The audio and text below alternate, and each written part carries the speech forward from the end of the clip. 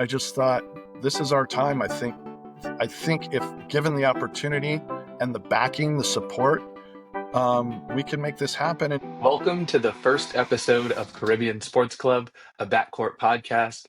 I'm your host, Darren Douglas. Let's get into the show. Today, we are joined by Rick Turner, the head coach of the Jamaica men's national basketball team. He brings to the team over 30 years of experience in basketball, including 9 seasons with the Seattle Supersonics. He is also a published author, and he has international coaching experience as well as grassroots coaching experience. So I'm happy to have you here today. Welcome to the show, Coach Rick.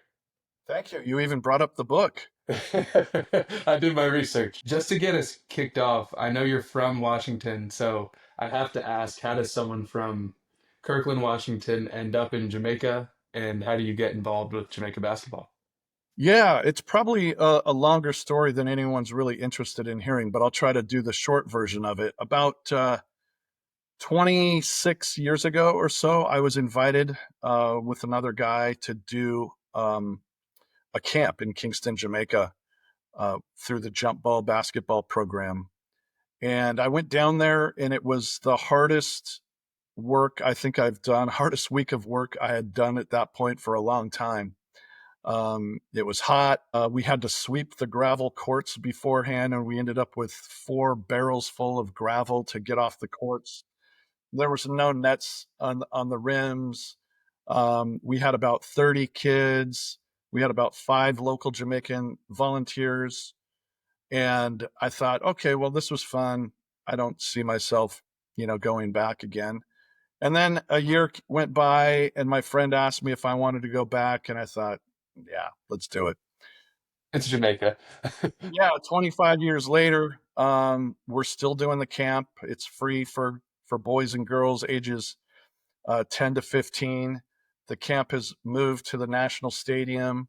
We have 6 basketball courts. We have 300 kids. We do 7 more uh, camps around the island that are led by our Jamaican coaches. We now have 30 to 40 Jamaican coach volunteers, Wow. and the program has just exploded. And so within that time, I got to know the landscape of basketball in the country, and kind of had a pretty good idea of what I thought the potential for success was. And I'd put a proposal together. And in 2019, Paulton Gordon decided to give me an opportunity to put my plan into place. And it's a little bit like the dog who catches the car. It's like, okay, now what? We're here. We've wanted this for so long. Now what do we do? And we hit the ground running. We made a goal to try to compete in the Paris Olympics in 2024. We thought, if we talked about it and spoke truth to it, then special things could happen for us. Then the COVID hit and shut down the world for a couple of years, and it really set us back, I think, more so than others because we were already set back. So coming out of the COVID, we've done our best to try to build a little bit of momentum. An opportunity presented itself back in February for us to compete this summer in the 27 pre-qualifying tournament for the World Cup. And here we are, just trying to make it happen, trying to do great things, trying to actually put into place what we had envisioned so many years ago. So what was it about the basketball landscape in Jamaica that made you think this was an opportunity worth pursuing? Because I imagine you had other potential opportunities you could have went after.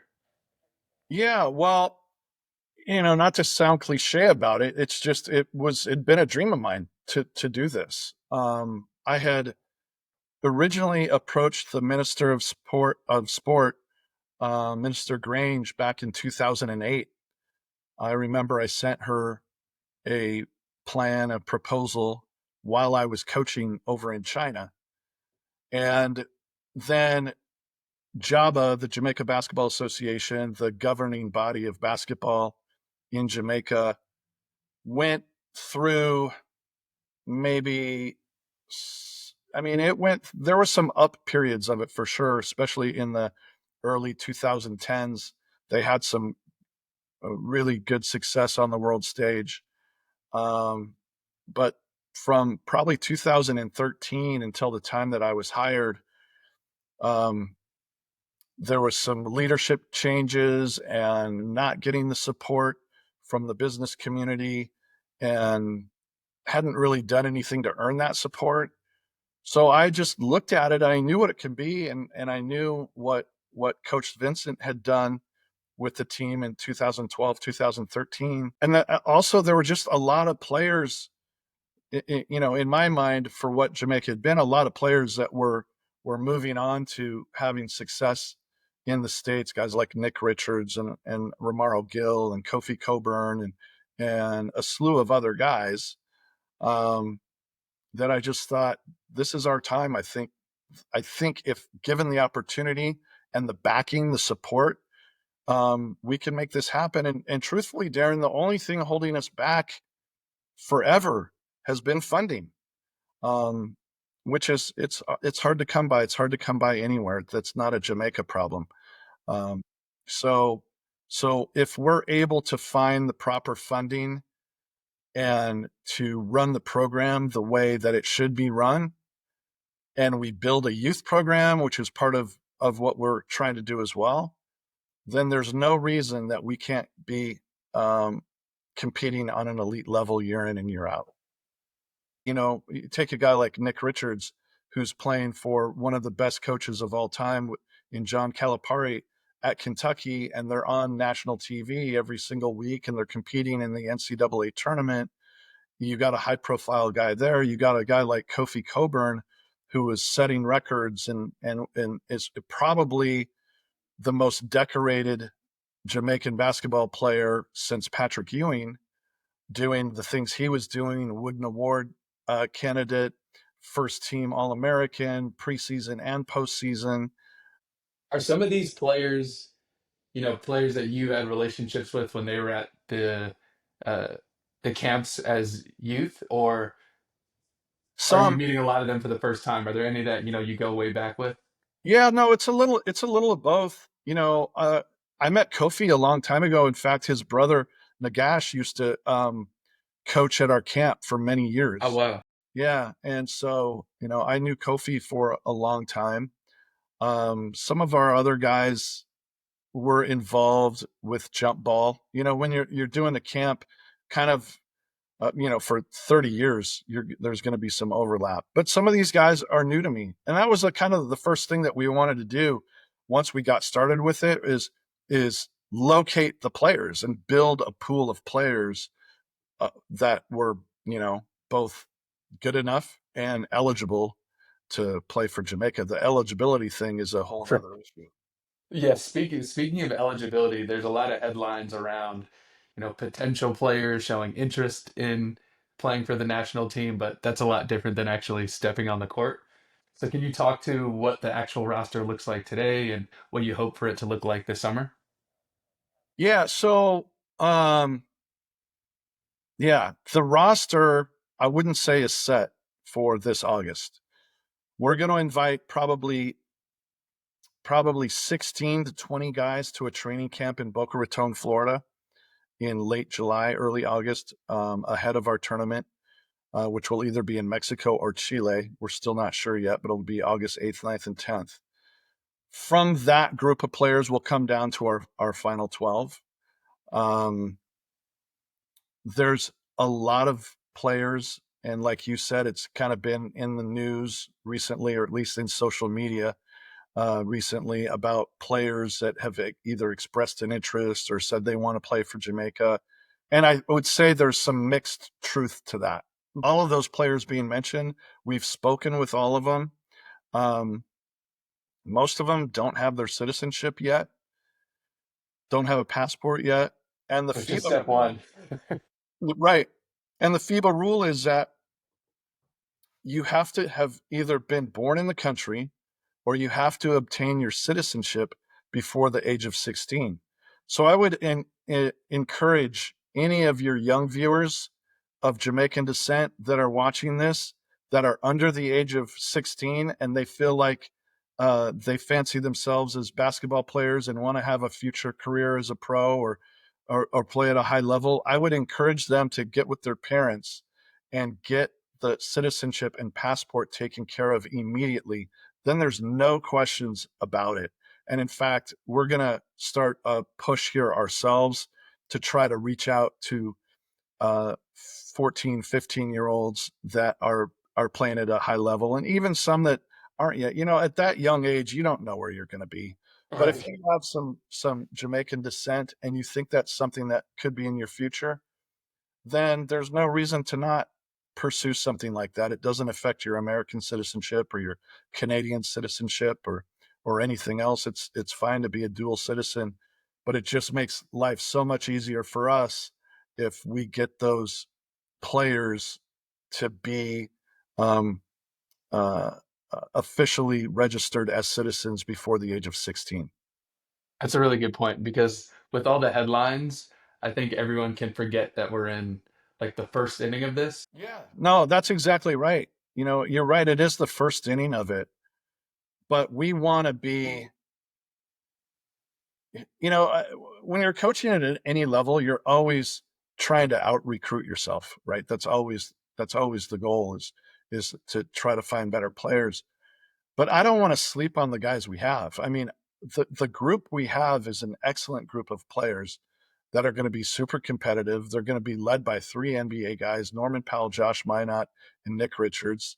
And and just because some of these other guys don't have NBA resumes doesn't mean they're not elite players. And they, Sometimes that's even better because they're familiar with the international rules. for sure, and they're all passionate about playing for it. They all are really excited. I mean, we haven't really played since 2013. And when you're old like me, that doesn't seem all that long ago, but when you're young like you, 10 years, 12 years is a lifetime. And so for some of our guys that are going to be competing with us, they had nothing to look to when they were growing up as far as a Jamaican national team is concerned. And so they're super excited to put the uniform on, and they're going to represent to the fullest of their ability. I have no doubt about that. But you're right. We need to backfill with younger players and build that pool and build a deep base of players. Right now, I would say our base is kind of shallow. We have a very good group to choose from, but it's not a deep group. It's not a wide group to choose from. So that's one of the focuses that we have is to find some kids at a young age that we can get their citizenship. Because man, if you look, and if we were able to roster a team of some of the guys that are being talked about, um, that'd be scary, wouldn't it? It'd be scary. I'm already seeing like the identity of the team form. We have some all NBA defense guys that look like they would be a terror on the international stage. And some guys that can put the ball in the basket too, and For that's sure, for sure. really, Some of the best shooters in the world. yeah. One question or one thing that you brought up is you said you have a lot of players who are excited to put the jersey on. And I imagine you have a lot of fans who are excited to put that Jamaican jersey on as well. Do you know when those jerseys are coming out? We're really close, and I would say within the next, hopefully, fingers crossed, within the next week, we'll have an announcement with a uh, merchandise sponsor. Ooh, And that's and news. yeah, so hopefully that'll happen within a week or so. And I imagine that would be one of the first things we want to do is get some merch out to the fans to get them repping with the Jamaica gear. Yeah. I know we're coming up on time. Before you go, I just wanted to ask if there was one other person within Jamaica basketball that you think I should talk to that would have some good perspective or good stories to share. Is there anyone that immediately comes to mind? Yeah, well, one of my assistant coaches, Rowan Robinson, is located in Kingston. He's been part of the national program since 1996. He's seen the ebbs and flows. He knows the history. He's I met him 25 years ago when I first um, went to the country. He's helped out with our jump ball camp. So he and I have had a long time relationship, and he can certainly shed a lot of light into the history of where we've been and hopefully where we're going. He'd be a great guy to talk to. But any of the players on our roster, I would encourage you to try to get a hold of and try to talk to. I think they'd be great, and I think um, they would reveal their excitement for being a part of this program and knowing what it can be. But I do just want to tell you how much I appreciate you giving me a few moments to talk about what we're doing, because we think it's special. That is all the time we have for today. If you'd like to support Jamaica Youth Basketball, you can check out the link in the description below. And don't forget to like and subscribe. Until next time.